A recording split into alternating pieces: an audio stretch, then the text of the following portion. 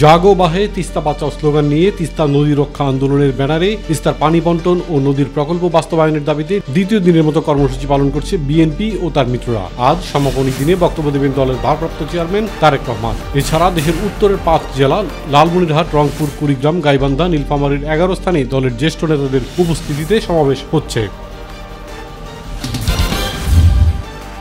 ঢাকা সহ দেশের 7 বিভাগে বজ্রসহ বৃষ্টির পূর্বাভাস রয়েছে বলে জানিয়েছে আবহাওয়া অফিস। সংস্থাটি আরও জানিয়েছে দেশের বিভিন্ন স্থানে এই পরিস্থিতি কয়েকদিন অব্যাহত থাকতে পারে।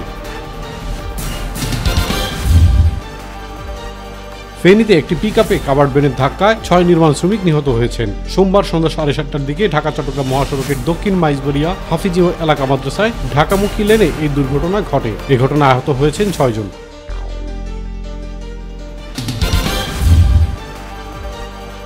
ফেব্রুয়ারি মাসের মধ্যেই প্রাইমারি স্কুলের শিক্ষার্থীরা বই পাবেন বলে জানিয়েছেন প্রাথমিক ও গণশিক্ষা মন্ত্রণালয়ের উপদেষ্টা অধ্যাপক ডাক্তার বিধান রঞ্জন রায় পোদ্দার। গাজীপুরের শ্রীপুরে প্রাথমিক শিক্ষা অধিদপ্তর ও রুম টু রিড বাংলাদেশ যৌথ আয়োজনে পঠন দক্ষতা ও পাঠাভ্যাস উন্নয়নে সম্মিলিত ও সমন্বিত প্রয়াস শীর্ষক 2 দিনব্যাপী রিডিং কনফারেন্সে প্রধান অতিথি হিসেবে উপস্থিত ছিলেন তিনি। কানাডায় অবতরণের সময় যাত্রীবাহী একটি বিমান উল্টে কমপক্ষে 19 জন আহত হয়েছে। ডেল্টা এয়ারলাইন্সের বিমানটিতে 80 জন আরোহী ছিলেন। আহতদের মধ্যে কয়েকজনের অবস্থা গুরুতর। কানাডার টরন্টো পিয়ারসন আন্তর্জাতিক বিমানবন্দরে সোমবার স্থানীয় সময় বিকেল 3:30টার দিকে এই দুর্ঘটনাটি ঘটে।